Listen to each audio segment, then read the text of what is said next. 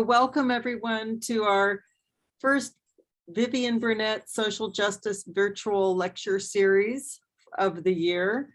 And today we have Dr. Jerry D. Johnson. He's the Department Chair of Educational Leadership at Kansas State University and the Lydia E. Skeen Endowed Professor of Education. And he is going to share with us today social justice and rural education for durable issues. And we're just very, very honored to have you here with us today, Jerry. Thank you for having me. And hi, everyone. It's good to see my brother Francis and some other colleagues, and I know John and Johanna. Okay, I'm going to share my screen. So a little bit about me. Between the time that I spent at the Rural School and Community Trust and my time in academia, I have spent almost 20 years doing work related to rural schools and communities.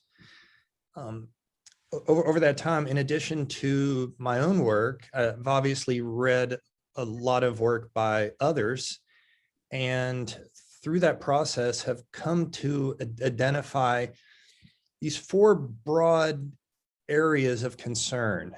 And I want to emphasize, and I'll talk a little more about this in a minute, but these are not topics. These are categories or areas within which we do lots of different kinds of research to try to make things better.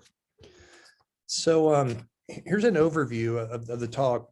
I want to begin with a preface to establish that rurality is not a disadvantage. Talk a little bit about rural as context. I'll then operationalize these four issues and then go through each of them with the description of the issue along with some framing questions that can help us to think more broadly about lines of inquiry that can contribute to working at addressing social justice issues within a rural context. Talk about the operational needs for doing this kind of work and give a brief example from my past, and then hopefully we'll have some time to talk at the end. Yes. So again, as a preface, rurality is not a barrier to positive schooling outcomes. There's a great deal of empirical research that suggests there is no difference in the academic performance of rural students and non-rural students when appropriate statistical controls are included in the analysis. That second part is really important, and here's why. Rural areas often face higher concentrations of traditional barriers to educational attainment, like poverty, than their non-rural counterparts. And so oftentimes when you see a comparison of rural student performance and non-rural student performance, and you see a disparity, that disparity is accounted for by factors other than geography. Secondly, there are characteristics that are unique to rural schools that make them not well suited for traditional reform efforts. The standard kinds of programs and services that are typically used to address barriers don't always work or don't always manifest in the same way in a rural setting because of the unique challenges and the unique opportunities, the unique assets that rural schools and communities have. And then finally, these policy contexts often fail to recognize those challenges and opportunities. And so we adopt one-size-fits-all approaches, and those tend to minimize the opportunities that are there, and they compound the challenges. Before I was an academic, I was a high school teacher and a high school principal. I was a high school principal in Eastern Kentucky, in Central Appalachia, right on the Kentucky-West Virginia border. And it seemed like when they wanted to make, when the state wanted to support us in making some kind of positive change, they would send us experts from Lexington or Louisville or suburban Cincinnati and Northern Kentucky to show us how to make our schools better. And they didn't really understand our communities or our schools. And so they would often make recommendations for changes in policy and practice that just weren't well suited for the context. And so it's really important to understand context. A little bit about what I mean when I'm talking about the rural context.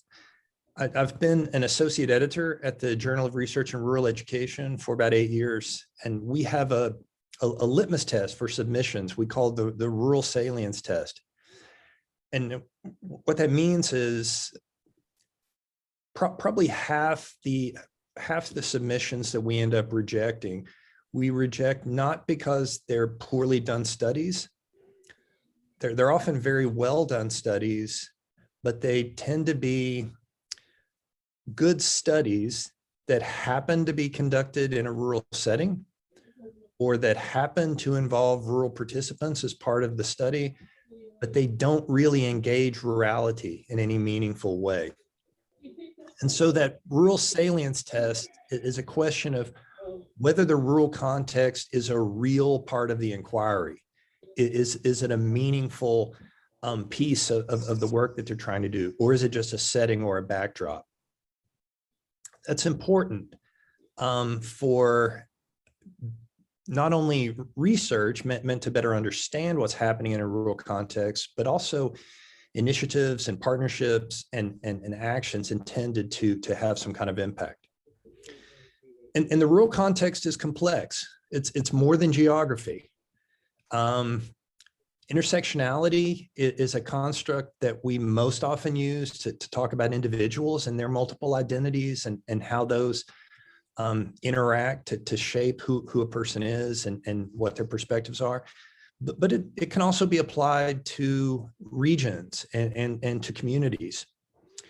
And it's really useful in thinking about the rural context in that it helps us think of the rural context as sitting at the intersection of geography with the social and cultural and economic and political history of a place. And so, rural Central Appalachia is different from rural Mississippi Delta. Rural Mississippi Delta is different from rural Great Plains. And those differences are complex, and they have to do, again, with the social, economic, political, cultural history of those places. Embracing this way of thinking about rural context has some implications for how you do work. It means doing work that engages a range of topics, discipline-specific topics. So teacher ed leadership, English learners, really anything that happens within schools and communities in rural places is relevant to understanding this context and to trying to shape it in positive ways. And then the how is important too, because if we're going to do relevant work in rural settings and understand rural context, we have to accept the realities of that rural context. And that means paying attention to equity and class and race and place. It means using critical frameworks to engage in the work. Critical theory, critical race theory, spatial inequality, critical pedagogy of place, decolonization. All of these kinds of frameworks are necessary for getting at what's happening in rural places, either to understand the social justice issues or to do something about them. Collaboration is also very important because collaboration is always valuable, but in this context, collaboration is especially important because it's what allows us to engage on these multiple fronts at the same time. So the issues that I'm going to present, these are not specific issues of policy and practice. They are rather kind of broad social patterns in society dynamics. that could collectively help us to frame the scope and scale of work to be done in rural education research.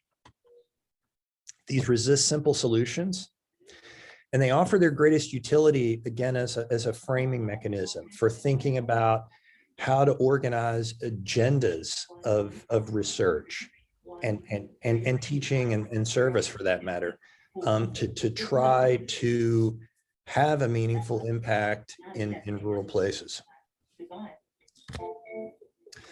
So these are the issues. First is rural outmigration and the influence of schooling on that dynamic. Second is rural community viability and economics, social reproduction and interruption in rural settings, and then the increasing diversity in rural settings and rural cultural adaptation and maladaptation.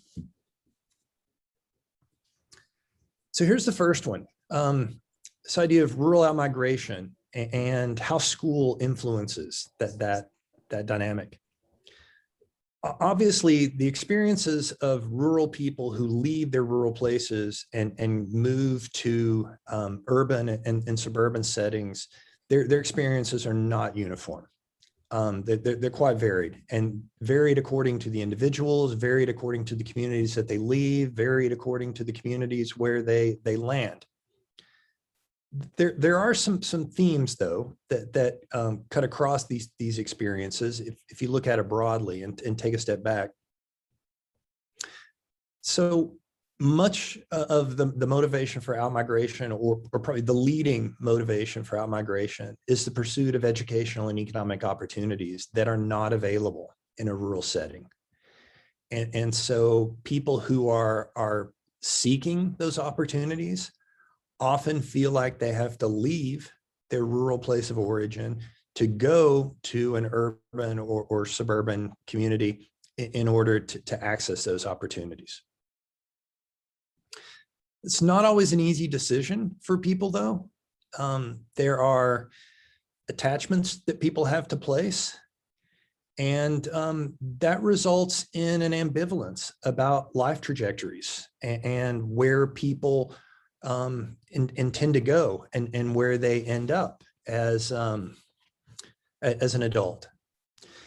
There's a common myth, more of a prejudice or a stereotype, that rural people don't value education. Rural people certainly value education. They value it a great deal. They value it sometimes in different ways, with an emphasis on practical education that allows people to do things that are productive and useful to the people and the communities that they love. And rural people also understand what higher education can mean in terms of those life trajectories. I'm one of 4 children. I have 3 sisters. I'm the only person of those 4 children who has a graduate degree. I'm also the only one who doesn't live within 10 minutes of my mother. And rural people understand that higher education probably means you're going to have a different relationship with your grandchildren than you would otherwise.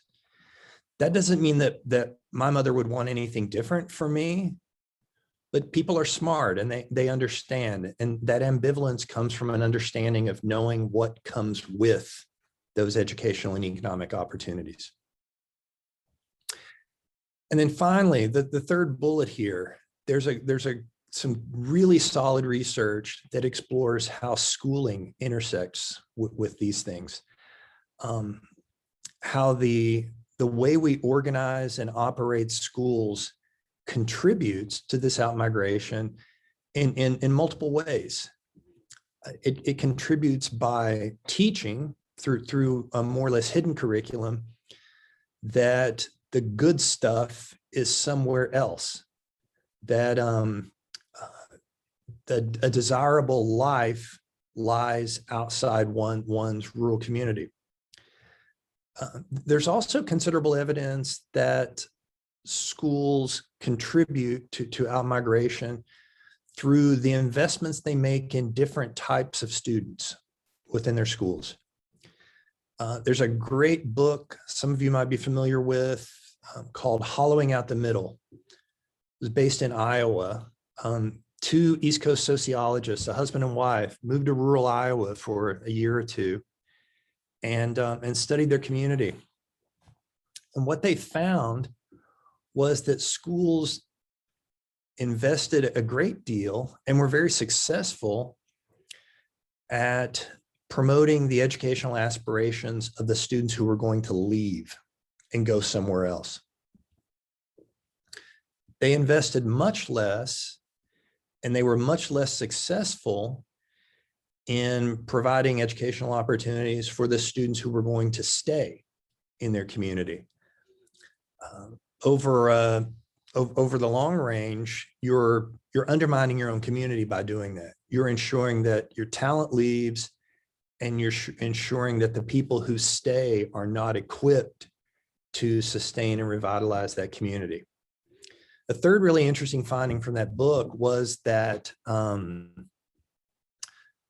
schools were generally aware of these dynamics. They understood what was going on, and they felt kind of caught in a cycle of reproducing the same thing over. It wasn't something they were intentionally, consciously doing, but they were aware of it, and they felt caught in something bigger than them. There's some other books and studies that look at the same thing. Michael Corbett wrote a book called Learning to Leave that examines this same phenomenon in Canada, in a rural fishing village in Canada.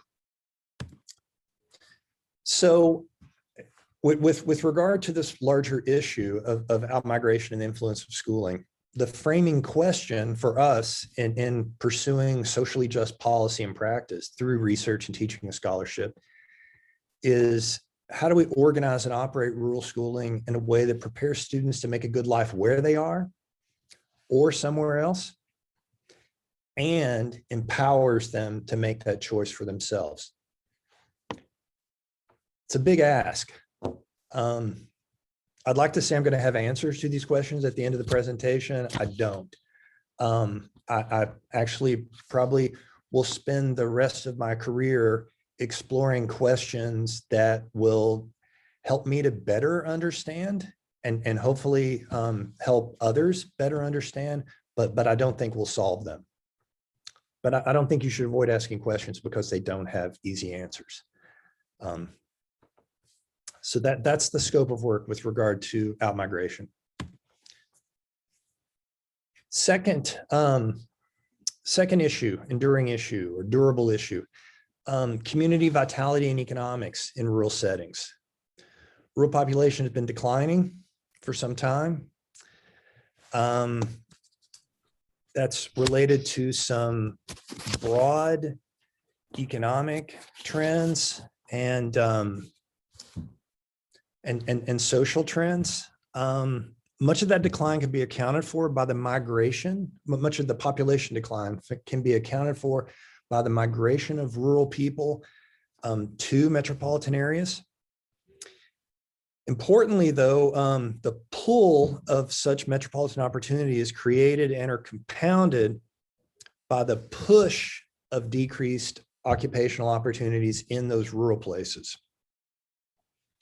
Nations are evolving, though, and as we confront the long-term effects of neoliberal policies and what those have done and are doing more broadly in society, more and more rural spaces are being reconsidered as potential solutions to broader societal ills and to ways of having a lifestyle where family and community are at the center. And so it's not a, I guess, the evolution is not a direct linear path, and with the idea that rural communities will eventually not exist. There's actually some movement back in that direction as an alternative.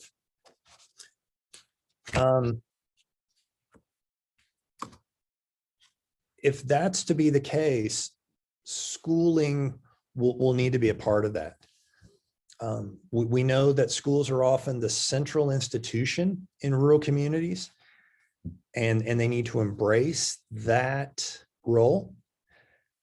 And then part of helping people understand and appreciate their communities involves making sure that the curriculum is respectful of place and responsive to place and attentive to place. So as with the first issue, the framing question here is, how do we organize and operate rural schooling in a way that helps to sustain and revitalize the communities they serve, while ensuring that students understand that place, they understand the social and political and economic and cultural history of that place, and that they are at the same time equipped with the knowledge and skills that will allow them to make a good life in that place if they choose. It's not about condemning them to that place, but if rural communities are going to be viable, we have to create pathways and opportunities and prepare young people to be able to choose to stay in those communities if that's what they want.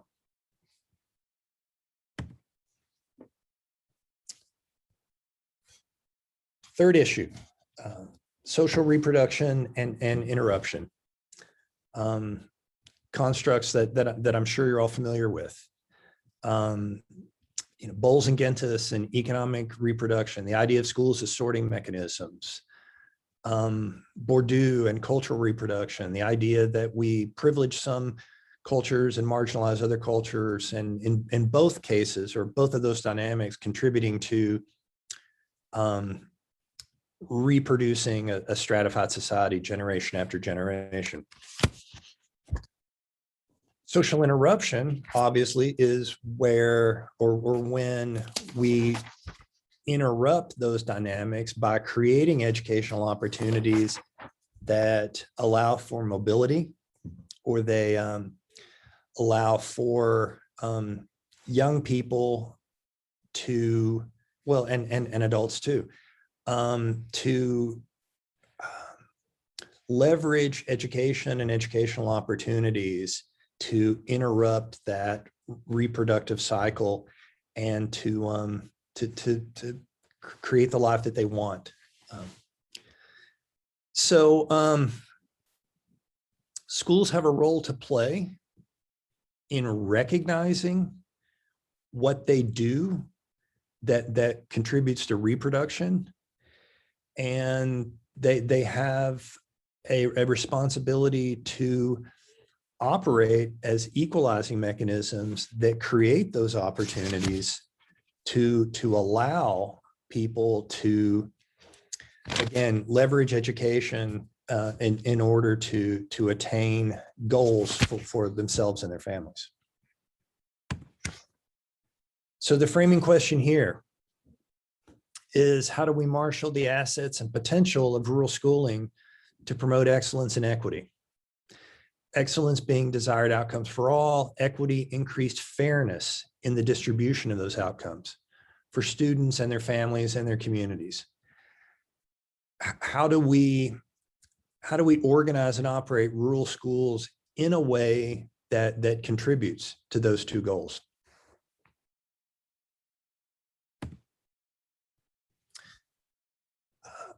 Last issue, increasing diversity in rural cultural adaptation. Rural America is changing dramatically. I've been doing a report for 15, 16 years. It's called Why Rural Matters.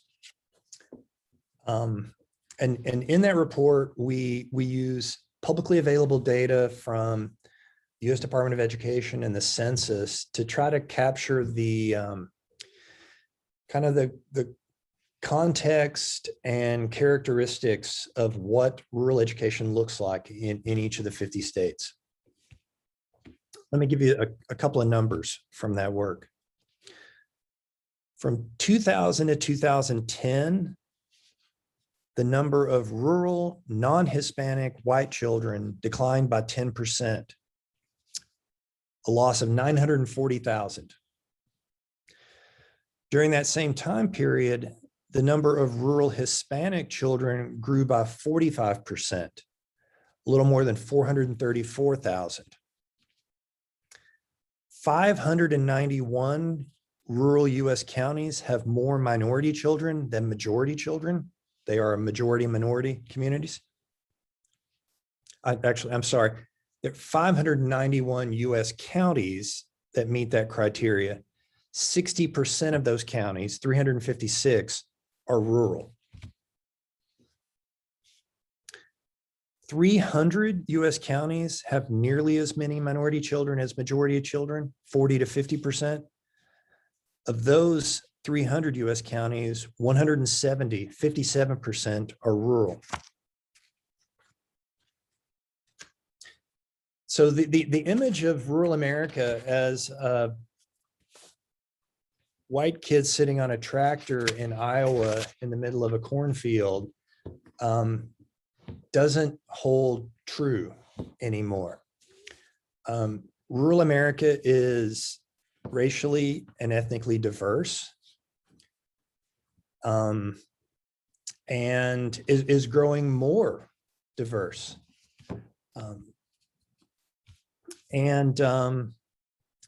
We don't always see it because the changes and the shifts aren't uniform. They don't happen everywhere. They happen in specific communities, in specific regions. And for that reason, some of the attention that we pay to issues related to achievement gaps in urban settings, rural communities don't always get the same attention. There are, ironically, some challenges that are unique to rural communities because of the smaller scale that they have. I'm gonna share some about some projects I've been involved with related to English learners in rural settings in just a second. But one of the things I remember learning very early on when I did some work with some ESOL experts, some people at Cal, the Center for Applied Linguistics, who do great work with working with English learners. And one of the things I hadn't really thought about until I was talking with them was, if you have a rural community that gets 3 new families, and so they have, say, 8 children who are not English speaking, and it's not the overwhelming, we have a whole new school, so we have to hire a staff of EL teachers, we have something like that. Those very small numbers can sometimes be the most difficult because you don't get the resources that follow those students. And 8 EL students, 2 EL students is still 2 EL students. If you don't have the critical mass that will lead to state funding or federal funding, or the kind of critical mass that allows you to go out and hire a TESOL teacher, you're still serving those children. And by and large, people care about these children and want to serve them well. And so they really, really struggle, sometimes even more so when they have these smaller populations than when they have really large ones. So these demographic shifts are complicated. They sometimes happen very rapidly. You have this sudden change where a community can become a majority Spanish-speaking school in 5 years. But it doesn't look the same in every place. Schooling, because it's at the center of the community, schooling is at the center of not only meeting student needs and family needs, but can be at the center of supporting new families joining a community, of modeling for the rest of the community how to welcome and interact with and embrace new people coming to a community. This is a slightly different example, but it's probably relevant here to bring up. I was working in Orlando, Florida, when the last hurricane that hit Puerto Rico, Maria. So I was living and working in Orlando when that hurricane happened that devastated Puerto Rico. Orlando has a very large Puerto Rican population. So lots and lots of people were, and a lot of people had family in Orlando, so they were coming to Orlando. Osceola County School District, which is the county immediately south of Orlando. It's where Disney is. It's kind of that South Orlando suburban and some rural area there.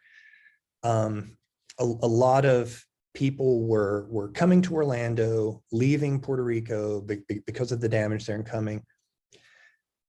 Osceola County set up a mobile office at the Orlando International Airport to meet families as they were arriving. They were getting kids enrolled in schools. They also had a list of job openings in the district. Because a lot of people, there were certainly teachers from Puerto Rico who were coming. There were certainly Spanish-speaking people who could be of service to the school and would also be looking for employment. And so Osceola County was, and I remember thinking at the time, because we all know what was going on, there was a broader political national response to this from the White House that was not very helpful, not very responsive. Was, I won't get into that, but there was a lot going on there. And I was thinking, for these families arriving in Orlando, it had to make their head spin to think about what's happening in terms of a national response and resources. And then the idea of this local county and local school district who were waiting for you at the airport to say, welcome, can we enroll your child in school? Can we help you try to find a job in the district? And so schools can model and lead a community in how it responds to demographic shifts, in how it responds to the influx of new people to a community. So doing this well requires authentic engagement. It requires the involvement of the community.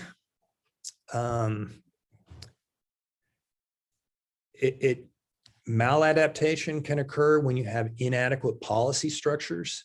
I talked earlier about when you don't have enough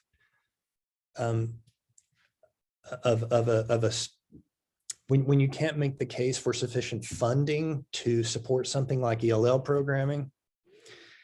And then finally, a case of maladaptation is having overly simplistic or surface level responses to this increased diversity, not really engaging with people, not really involving the community and involving new people in the community, but just the surface level kind of stuff that can often do more harm than good.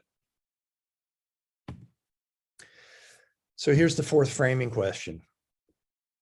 How do we marshal the assets and the potential of rural schooling to serve these increasingly diverse students and families, and model and support the kind of understanding that how can we be in Osceola County?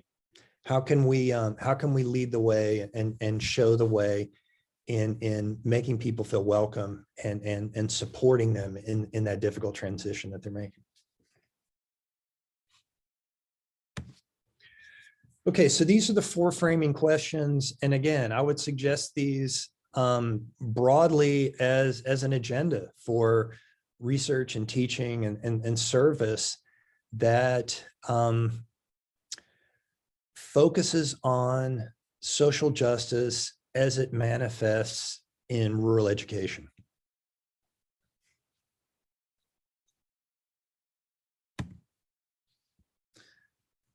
A couple of caveats. These are not all the issues that need to be addressed in rural America. There are other ones. The issues are not distributed equally within the rural population. The issues are not monolithic. These aren't the kinds of things that if you figure out a solution in Arkansas, you can just scale it up to the rest of the country. For those of you familiar with the research methodology terms, the goal is not generalizability or finding something will apply everywhere.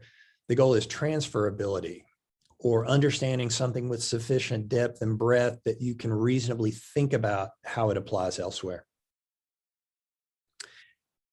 And these issues will not be resolved in a single act. There's not a policy or a practice or a change or some new piece of legislation that is going to resolve this. It's a broad set of challenges.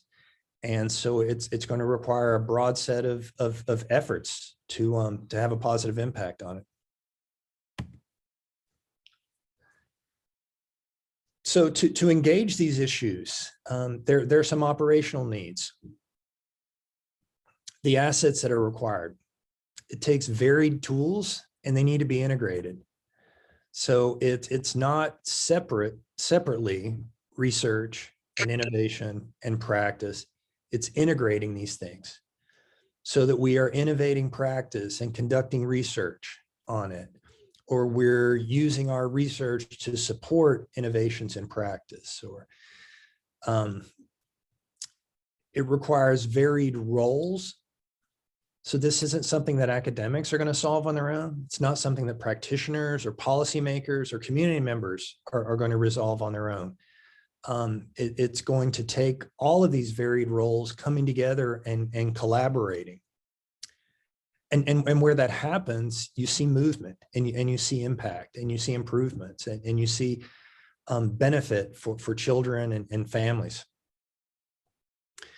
Requires varied expertise. And you see several there. The kinds of things that you have within your college. The kinds of expertise that you have organized, no doubt, as academic units within your college, but to really have an impact here, the efforts have to be interdisciplinary and they have to be attentive to context. And then finally, the activities are varied. The activities that will do something about this. Conducting research is great, and publishing journal articles and books is great. And it's an important part of what you do as an academic.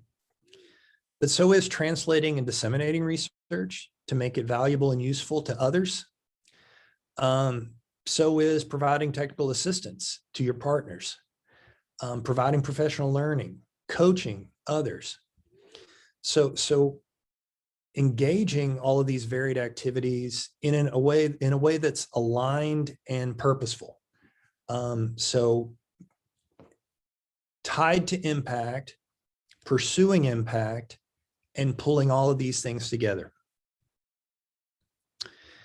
In terms of structure, one of the things I love about working at universities, because really my heart is in K-12 schools and in communities, but I really love working at a university because I'm surrounded by so much expertise. It's rare that I can't find someone who's an expert in anything I want by walking 150 yards.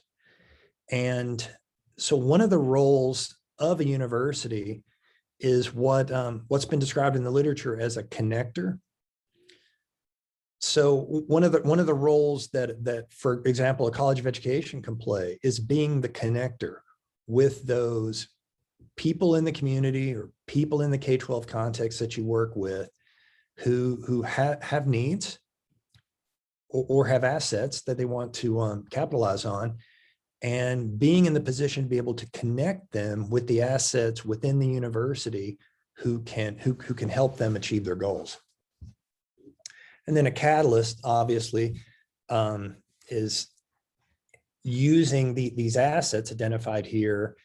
Once you've identified them and activated them, using those to serve as a catalyst with partners so that their impact is deepened and expanded. So I want to give you an example of this kind of work that integrates all these different assets and comes from my own experience. And it's really kind of built around these two grant-funded projects that I was involved with, but I'm not going to focus on the details of the grants as much as on the story behind this. So when I was at the University of Central Florida, we had these equity forums within the College of Education. And I was asked to speak at a couple of them. And I'm an ed leadership professor, so I only teach graduate students. 99% of them are already teachers who want to become principals, or they're principals who want to become superintendents.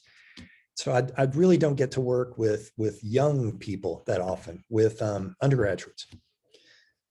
So I was participating in these equity forums and got the opportunity to interact with these, 18, 19, 20-year-old students who were coming. And I was so impressed that so many of them were pursuing teaching as a career because of their social justice commitments. They wanted to teach because they cared about equity. They wanted to teach because they saw that as a vehicle for promoting social justice, and that's why they wanted to teach. I was so impressed by that. At the same time, I was a little bit concerned in that they all seem to view that as an exclusively urban pursuit. So I want to be a teacher because I believe in social justice, I believe in equity, and I want to make things better. So I have to work in an urban school. Some of that was probably because we were in Orlando, but not all the students were from Orlando. Some of them were from everywhere else. I think some of it is broadly how we as a society communicate about need and where the needs are. I have nothing against students wanting to devote their careers to making an impact in urban schools, but I wanted them to understand that there was an opportunity to do the same good social justice focused work in rural settings as well. Just wanted to expose them to it. Well, not long after that, the college put out an RFP for internal grants for something called inspiring teaching. So creating some kind of learning opportunity that would inspire people in their teaching, not necessarily inspire them to teach, but to inspire inspire them to teach passionately, I guess, and to be the best teacher they could be. So I wrote a proposal and was awarded. It was a small grant, $25,000. Allowed me to work with 3 partner schools. These were rural schools in Florida that served predominantly children from migrant farm worker families. One was a community center, not really a school, that did after-school programming. One was a charter school, part of the Redlands Christian Missionary Association, that focused exclusively on migrant families. And the third was a traditional elementary school that just happened, because of where it was located, 99% of their families were people who worked in the strawberry fields in Hillsborough County outside Tampa. These schools were all 1.5 hours to 2 hours away from Orlando. So we used the grant to provide transportation for the 14 teacher candidates. In Florida, every teacher gets certified, has to get certified in ELL to get your teacher certificate. And so they're all required to take this course early in their teacher education program, where they have to do 20 hours of field experience related to English learners. So we got 14 of these teacher candidates to volunteer. We paid for their transportation to get to these schools. We purchased them a lot of learning materials to use with the kids so they could have fun and make it, exciting for the kids that they were working with. And then we got them iPad minis so they could record some of the stuff that we were doing. And it was amazing. They had such a wonderful time. It broadened their understanding of equity and of social justice. Several of them decided that they wanted to teach in a rural setting after that. And we didn't do anything. We just gave them we just got them there. And they just, by interacting with those kids, by interacting with those families and meeting those parents, they just fell in love. Got a lot of attention. The Orlando newspaper and TV station. We were interviewed on Univision, a Spanish TV station. We were featured in an article in the Christian Science Monitor where one of my grad students was quoted 2 lines after Linda Darling Hammond was quoted. He was just blown away. It was like the coolest thing in the world for him. So it was a wonderful experience, but we then built on that, and we got this other grant, a much larger grant from the U.S. Department of Ed Office of English Language Acquisition, to prepare 100 dual language teachers in the I-4 corridor. So that's Daytona Beach to Tampa. 10 partner schools and 100 graduate certificate students. So that allowed us to offer this certificate, the first one in Florida. And then we worked directly with the schools. And this was my part really that I did. I'm not a dual language person. I'm one of those sad monolingual people. But I was providing technical assistance to the participating schools. So I helped them plan their implementation, monitor it, provided TA and in these virtual PLC meetings. And then we did research to understand how the students were experiencing, how the schools were experiencing, how the parents were experiencing it. Anyway, this example, and I know I've tried to pack a lot into this, but for me, kind of captures what I mean by that.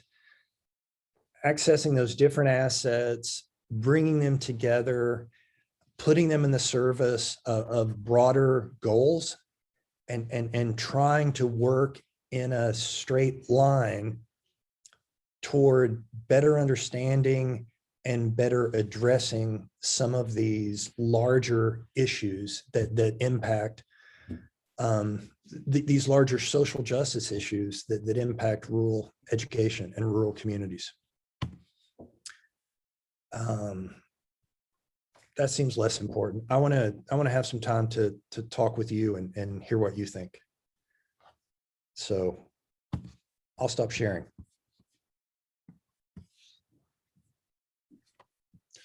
Thank you so much. This has really been a great presentation. And I just want to say I'm excited to see that we have such an interdisciplinary group of people who are here today participating. I think that really illustrates what you were saying about all the different folks that can come together to be a part of this rural experience and research and practice.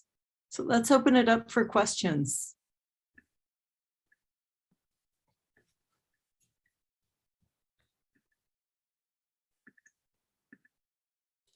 I don't know if I have so much of a question as just a contribution that I've been fortunate enough to be an educator in an urban school district at Atlanta Public Schools on the southeast side of Atlanta, and in a community called Kirkwood, and a rural school in upstate New York that would graduate some 45 students a year. And I found the issues similar, very similar. The struggles with employment and drug abuse and all kinds of, all of those things that we want to stereotype urban education with, I found in the rural schools in upstate New York. Yeah. And in a place where one of the teachers called it Yankee Appalachia, if that's not a contradiction in terms. But yeah, and I even notice it around here. If you compare some of the schools, you know, so our little rural schools that graduate about 35 to 45 kids, they don't have, you've got students that want to take calculus and trigonometry, but there's no teacher available. So they have to do all kinds of cartwheels to get those courses. And otherwise their coursework is very basic. Yeah. So I've noticed the same thing. Yep. Thank you.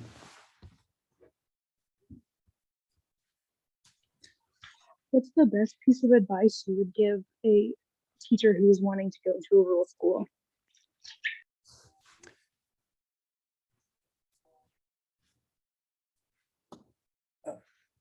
In terms of deciding whether to, or in terms of how to get there?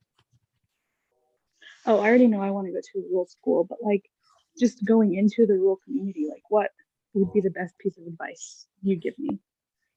Yeah.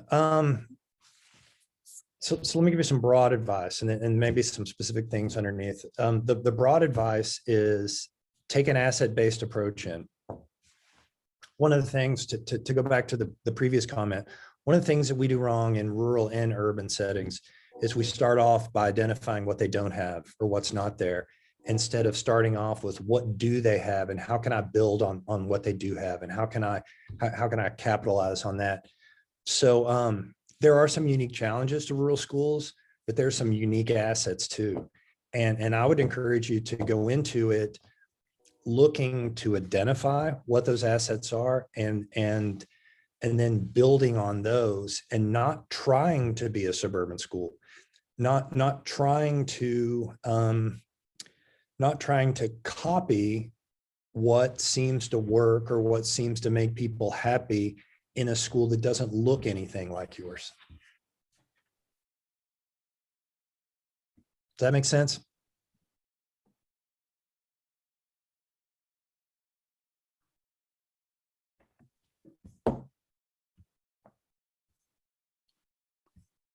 Jerry, I really appreciated how you framed the issues, and I saw a lot of parallels using this social justice critical approach that you suggest. One stood out to me, this durable, framing the issues as durable issues.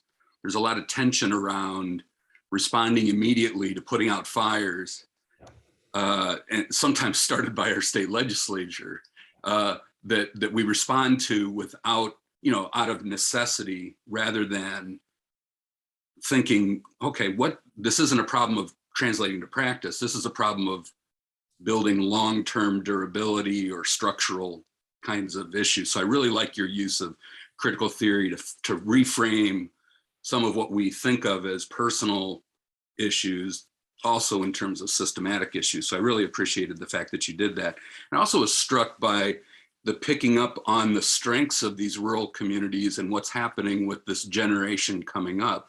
There seems to be more folks wanting to, I like to see, I didn't know this about the demographic shifts. That's really kind of exciting. I'd like to actually see more about what that's about. But it offers some really cool potential given our need for, even the economic advantages to local sourcing. And you see that kind of, this generation seems much more than my generation interested in those kinds of issues. And I see that as a real opportunity for schools, for schooling in rural communities. And I think you're picking up on that really was informative. So I just really appreciate your time today.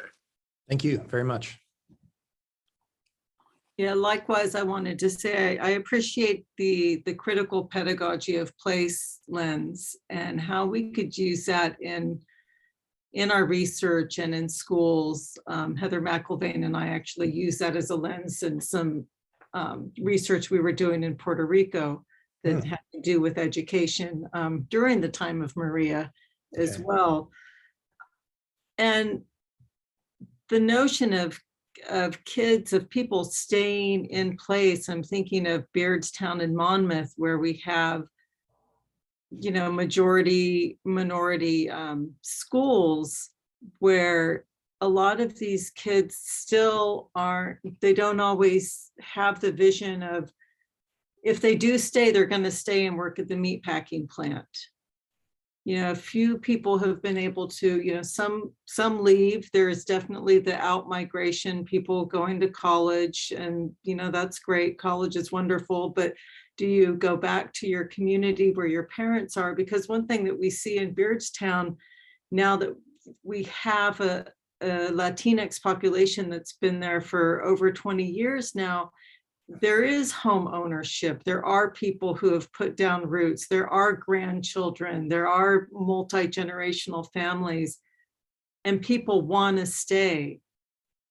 But, you know, building the community in such a way that they can stay and be entrepreneurs and have more options than working in the meatpacking plant. Thankfully, we have a few that want to be teachers and be in the dual language program in those communities. And that's super exciting. Yeah, you know, as you were talking just now, Gloria, I was thinking, I wish I had time, I would run downstairs. I'm in our alumni center today for an all-day workshop that we're having. I have a doctoral student downstairs who's in the session. Her name is Martha Mendoza.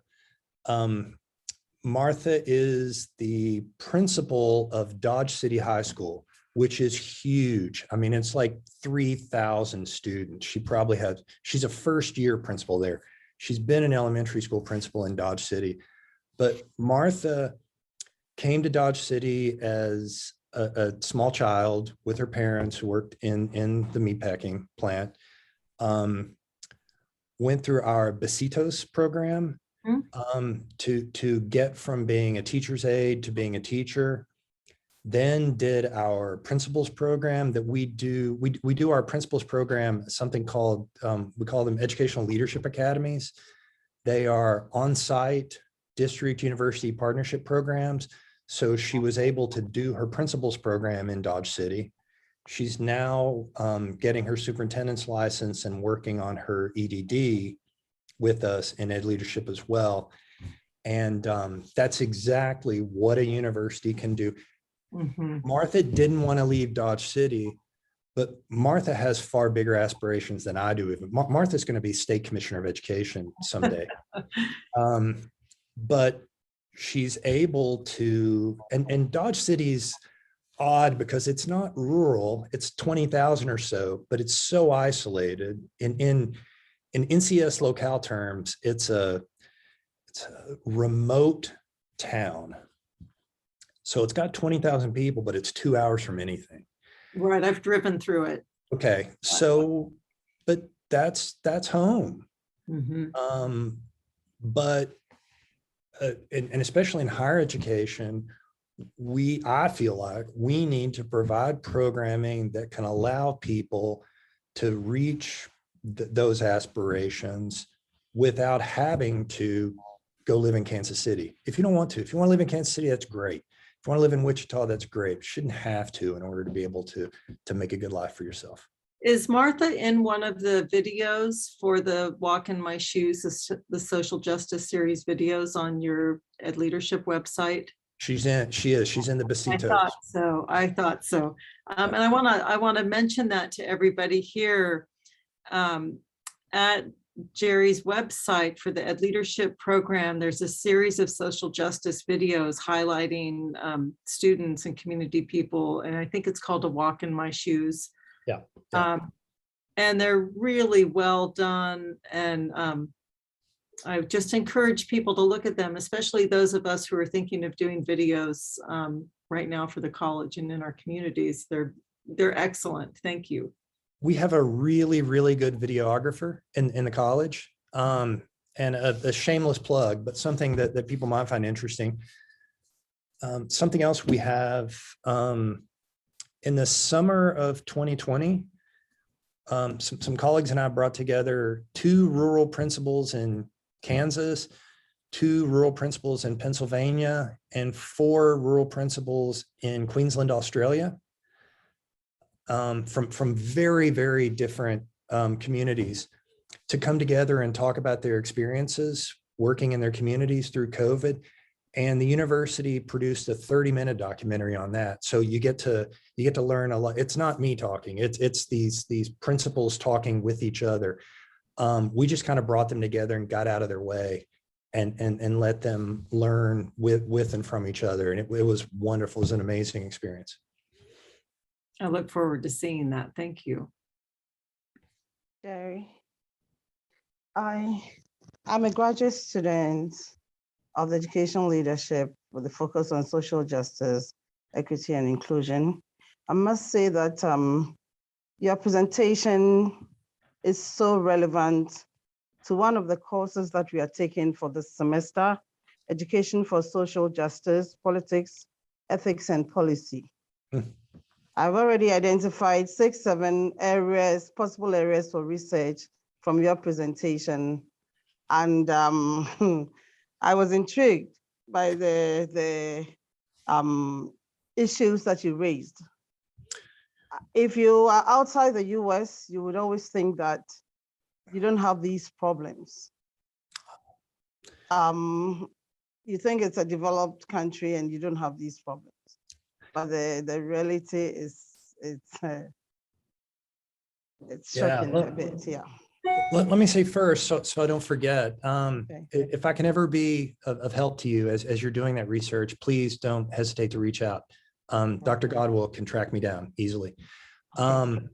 Second thing, let me say, my own understanding of rural America and rural communities and much of what informs the work that I do related to social justice in rural communities wouldn't have been possible if it weren't for my brother, Dean Godwill, coaching me up to speed on some of the theoretical frameworks that are used to understand these kinds of dynamics in developing countries.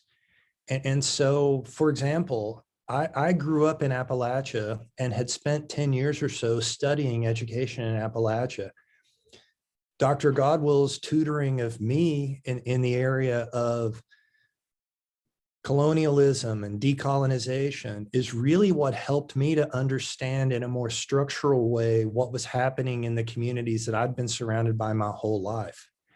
And so that kind of cross-pollination with understanding what happens internationally and what's happening in rural areas in the US is a really powerful tool for research. I remember Francis telling me, sure, I can tell you what's going on. They're experiencing post-colonialism, you know, and West Virginia was never colonized by anyone, but it was colonized by corporate capital interests that were sitting elsewhere. And so post-colonialism was the exact framework for understanding what was happening within these communities. Kind of like our communities being colonized by meatpacking plants. Yeah. Yep.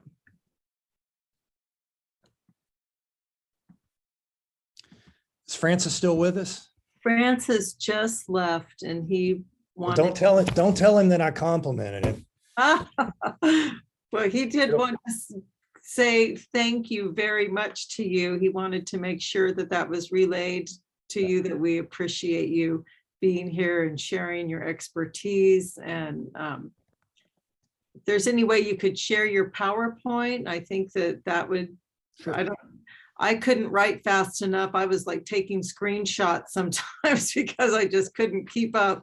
And it's all so relevant. I'll send it to you. And there's also, I did a 2014 book on the dynamics of class, race, and place in rural education. There's a chapter that lays out these, and actually a 5th enduring issue in that. So excellent. I would love to see that.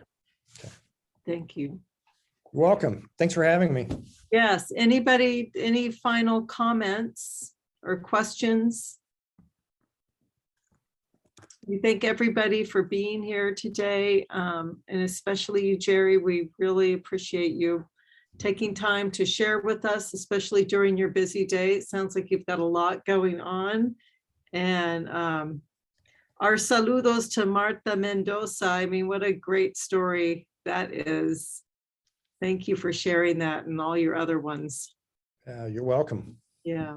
Okay. Well, have a wonderful day. Thanks. Bye, everyone.